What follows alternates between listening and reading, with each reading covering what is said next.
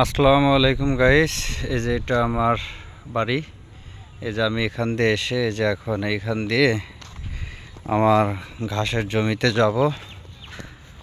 তো আপনারা সাথেই থাকুন, দেখা যাক ঘাস ক্ষেতটা কী অবস্থায় আছে। তো খুবই বৃষ্টি হচ্ছে। এই যে আমি কাদার ভিতরে হাঁটতে হাঁটতে যাচ্ছি। এই যে পাশ দিয়ে শুধু সবুজ আর সবুজ। এই যে আপনারা দেখতে পাচ্ছেন, এই যে আরেকটি এই পাশে গরুর খামার।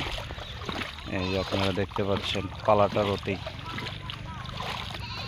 তো আপনারা দেখতে থাকুন। আর এটা হলো আমার বাড়ি। এই যে আপনারা দেখতে পাচ্ছেন, এই যে আমার বাড়ির পিছনটাতেই আমার সেই মিনি পুকুর। কলা গাছ লাগিয়ে দিয়েছি, নেট দিয়ে ঘিরে দিয়েছি। তো আপনারা দেখতে থাকুন কি অবস্থা আমার ঘাস ক্ষেতের।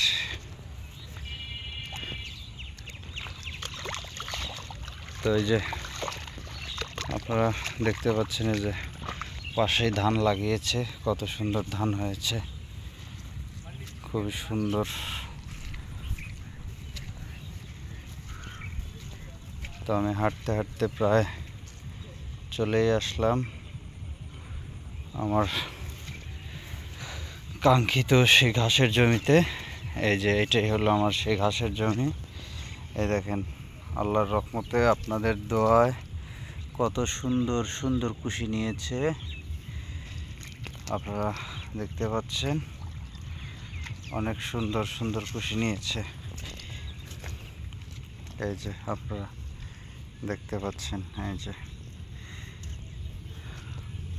অসাধারণ। এই যে অনেকগুলো কুশি নিচ্ছে।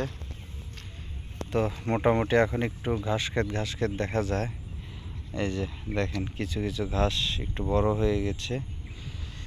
এই যে এগুলো রেড পাকচুম ঘাস, এই যে লাল ঘাস আপনারা দেখতে পাচ্ছেন। এই একটি আরেকটি সাদা বিদেশি ঘাস, এটার নাম জানি না।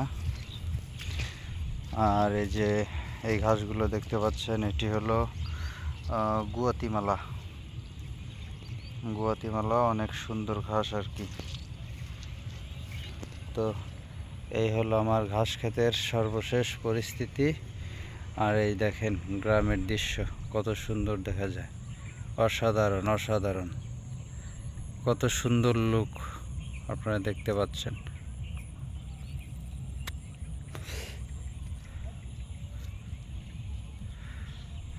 তো গাইস, ভিডিওটি যদি ভালো লাগে অবশ্যই লাইক কমেন্ট দিয়ে শেয়ার করে দিয়ে পাশে থাকবেন। আসসালামু আলাইকুম।